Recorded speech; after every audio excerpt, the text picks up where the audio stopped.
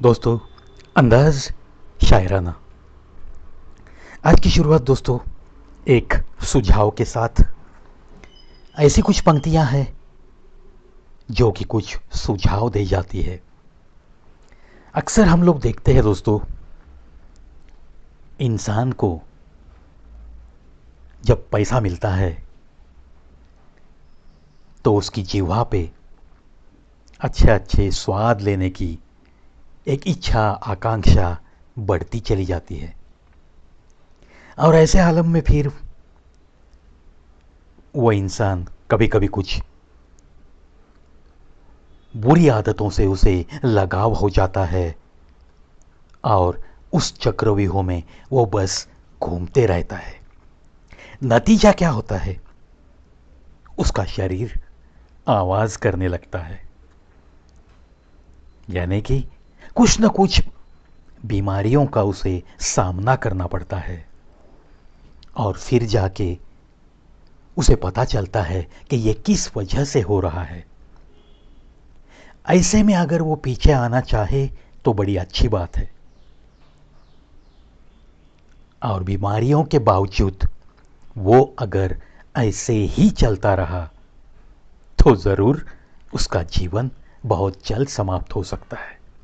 इसीलिए ये आज की शुरुआत की पंक्तियां बहुत मायने रखती है। स्वाद छोड़ दो तो शरीर को लाभ, विवाद छोड़ दो तो संबंधों को लाभ, और अगर व्यर्थ चिंता छोड़ दो तो पूरे जीवन को लाभ है, पूरे जीवन को लाभ है।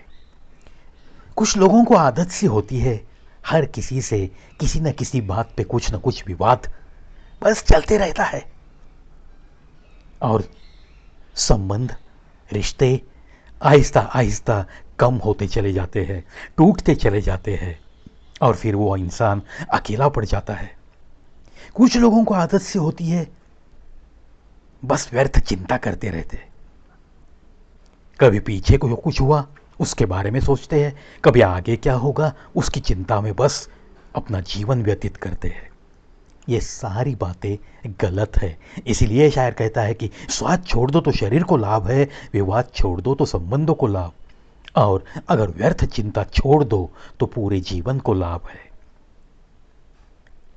सुधरना सबको पड़ेगा, चाहे सुधरो भगवान के प्यार से या अपने कर्मों की मार से। सुधरे बिना तो घर वापसी संभव ही नहीं, घर वापसी संभव ही नहीं। यानी कि हमें तो उसने भेजा है, उसके घर से हम इस पृथ्वी पे आए हैं। और अगर इंसान की जिंदगी मिली है तो रोजाना हम में जितने अवगुण है उसमें से हमें बाहर तो आना ही पड़ेगा। सुधरना तो सबको ही पड़ेगा।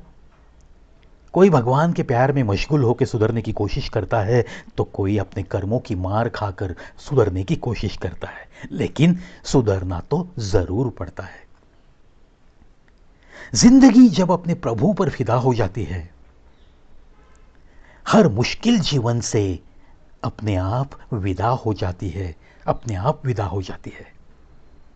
क्या बात है! देखो दोस्तों, ये समस्याएं, संकट, ये दिक्कतों के पहाड़, ये सब कुछ जीवन का हिस्सा है।